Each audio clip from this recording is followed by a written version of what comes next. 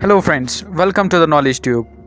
दोस्तों, चूंकि ये वीडियो हमारे चैनल की शुरुआत है तो मैंने सोचा क्यों ना ये वीडियो शुरुआत पर ही बेस्ड हो।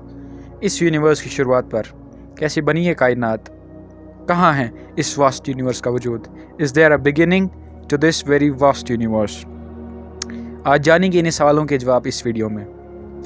दोस्तों, 20वीं सदी के दरमियान तक हर साइंटिस्ट को ये लगता था कि यूनिवर्स एंडलेस और इन्फिनिट है, लेकिन फिर आइंस्टाइन आए और उन्होंने दुनिया और फिज़िक्स को दी थियरी ऑफ रिलेटिविटी। उनके बाद एडविन हब्बल ने डिस्कवरी की कि यूनिवर्स एक्सपेंड हो रहा है। मई 20, 1964 में दो साइंसदान एर्नो पेंजियस और रॉबर्ट विल्सन को एक्सीडेंटली मिली कॉस्मिक माइक्रोवेव बैकग्राउंड रेडिएशन, जिसे रेलिक रेडिएशन भी कहा जाता है। अब इसे रेलिक रेडिएशन इसलिए कहते हैं क्योंकि ये रेडिएशन उस वक्त की है जब यूनिवर्स अपनी अर्ली स्टेज में थी। कॉस्मिक माइक्रोवेव बैकग्राउंड रेडिएशन और बाकी ऑब्जर्व्ड एविडेंसेस को ध्यान में रखते हुए साइंटिस्ट ने बिग बैंग थ्योरी को ही एक्सेप्टेड थ्योरी बना लिया about the origin of the universe. Modern technology और रिसेंट ऑब्जर्वेशन से तो ये भी पता लगा है कि यूनिवर्स इज एक्सेलरेटिंग। अब ऐसा क्यों होता है, ये हम अपने आने वाले वीडियोज़ में डिस्कस करेंगे। फिलहाल जानते हैं कि द बिग बैंग थ्योरी क्या है और कैसी शुरुआत हुई सब कुछ की।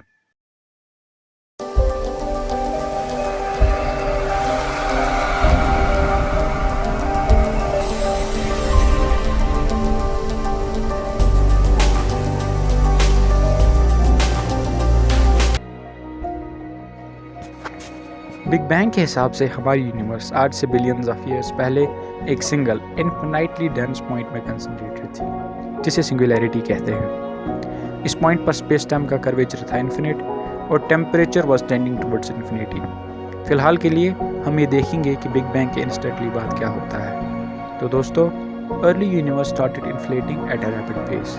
बहुत सारे लोगों को ये मिसकंसेप्शन है कि बिग बैंग के टाइम एक थर्मोन्यूक्लियर एक्सप्लोजन हुआ था।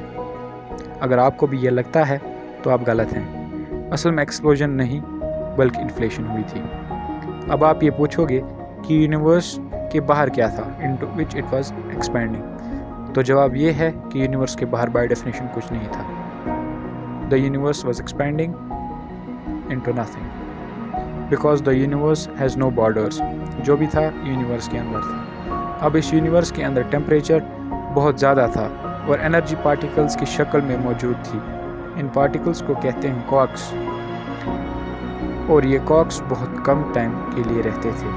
ग्लूऑन से बनते थे क्वार्क और क्वार्क एक दूसरे को ख़त्म कर देते थे और शायद और ग्लूऑन्स बनाते थे, जो कि कुछ और शॉर्ट लिव्ड क्वार्क पेयर्स के साथ मिल जाते थे और नए क्वार्क पेयर्स और ग्लूऑन्स बनाते थे। दोस्तों, अब जिन्हें नहीं पता क्वार्क्स क्या होते हैं, तो एटम बना होता है सब एटॉमिक पार्टिकल्स का और सब एटॉमिक पार्टिकल्स बने होते हैं क्वार्क्स के। दोस्तों, इस समय यूनिवर्स के अंदर टेम्परेचर इतना ज़्यादा था कि एनर्जी और मैटर प्रैक्टिकली एक ही चीज़ थी। दोस्तों, कहते हैं कि इस वक्त में कहीं मैटर ने एंटी मैटर पर जीत हासिल कर ली। अब एंटी मैटर क्या होता है, ये मैं आपको अपने आने वाले वीडियोज़ में बताऊँगा। हर एंटी मैटर के 1 बिलियन पार्टिकल्स के लिए 1 बिलियन और 1 मैटर के पार्टिकल्स बने और आज हमारे पास सबसे ज़्यादा मैटर है। अब दोस्तों, यूनिवर्स का डायमीटर बिलियंस ऑफ किलोमीटर से बढ़ चुका है और टेम्परेचर भी थोड़ा गिर चुका है। तो अब यूनिवर्स में एक यूनिफाइड फोर्स की जगह आ गई हैं 4 फंडामेंटल फोर्सेस,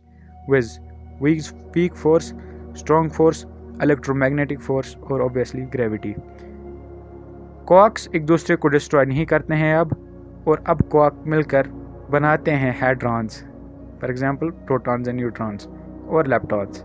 दोस्तों, शायद ये सुनकर आपको हैरानी होगी कि अब तक सिर्फ 1 सेकंड गुजरा है सब कुछ को शुरू हुए, यानी कि only 1 second has passed since the big bang has started. Universe का साइज हो चुका है अबाउट 100 बिलियन किलोमीटर्स और टेम्परेचर इतना हो चुका है कि न्यूट्रॉन्स प्रोटॉन्स में डिके हो जाएं और यूनिवर्स का पहला एटम बने hydrogen. What followed next was opaque और डार्क एरा। इस एरा को डार्क एरा इसीलिए कहते हैं क्योंकि हाइड्रोजन गैस लाइट को ट्रेवल नहीं करने देता और हर जगह अंधेरा होता। दोस्तों, ये अंधेरा मिलियंस ऑफ ईयर्स तक कायम रहा।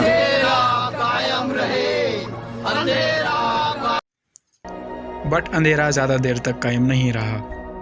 और इस सब के बाद जब ग्रेविटी ने अपना काम किया और hydrogen started to clump together, तो स्टार्स और गैलेक्सीज वजूद में आई, जिनसे निकली रेडिएशन ने बचे हाइड्रोजन को डिसॉल्व किया और उसे प्लाज्मा में बदल दिया, जिसमें लाइट ट्रैवल कर सकती है। और इस तरह यूनिवर्स और उसके साथ साथ अर्थ और हमारा वजूद हुआ। बट वेट, बिग बैंग पर क्या हुआ? कैसे अचानक यूनिवर्स इन्फ्लेट करनी शुरू हुई? दोस्तों, अगर आपको याद है तो मैंने पहले ही वीडियो में कहा था कि बिग बैंग के टाइम पे जो सारी यूनिवर्स है, it was concentrated into a single point called singularity, और वहाँ पर स्पेस टाइम का कर्वेचर इन्फिनिट था। अब जनरल थ्योरी ऑफ रिलेटिविटी में हम ये एजम्पशन करते हैं कि स्पेस टाइम जो है वो नियरली फ्लैट है। अब जिस चीज़ का कर्वेचर इन्फिनिट हो उसको हम कैसे नियरली फ्लैट कहेंगे? General theory of relativity breaks down at singularities. हमारे नून लॉज ऑफ फिजिक्स वहाँ काम नहीं करते, टाइम टर्न्स टॉपसी टर्वी और कुछ भी सेंस नहीं बनता। इस पॉइंट पर क्या हुआ कि जानने के लिए हमें चाहिए ए थियोरी ऑफ एवरीथिंग, या फिर यूँ कहे कि quantum theory of gravity, which right now serves as a holy grail in physics. और बहुत सारे साइंटिस्ट इस पर काम भी कर रहे हैं। लेकिन यहाँ पर बहुत सारे सवाल उठते हैं। क्या हमारी यूनिवर्स एक अकेली यूनिवर्स है? क्या और भी यूनिवर्सेस हैं? Can there be anti people and anti worlds? क्या सिर्फ यही यूनिवर्स बनी? क्या कोई एक और ऐसी यूनिवर्स बनी जहाँ पर एंटी मैटर ने जीत हासिल कर ली और जहाँ पर सब कुछ रिवर्स में जा रहा है? अब एंटी मैटर और एंटी पीपल में क्या खासियत होगी और एंटी वर्ल्ड्स कैसे होंगे, ये फिर कभी अपने आने वाली वीडियो में बताएंगे। Before we wrap up, I want you to hit the like button if you like the video, subscribe and hit the notification bell। Also comment करके ज़रूर बताइए कि आपको हमारी वीडियो कैसी लगी और अगली वीडियो किस टॉपिक पर होनी चाहिए। Thank you.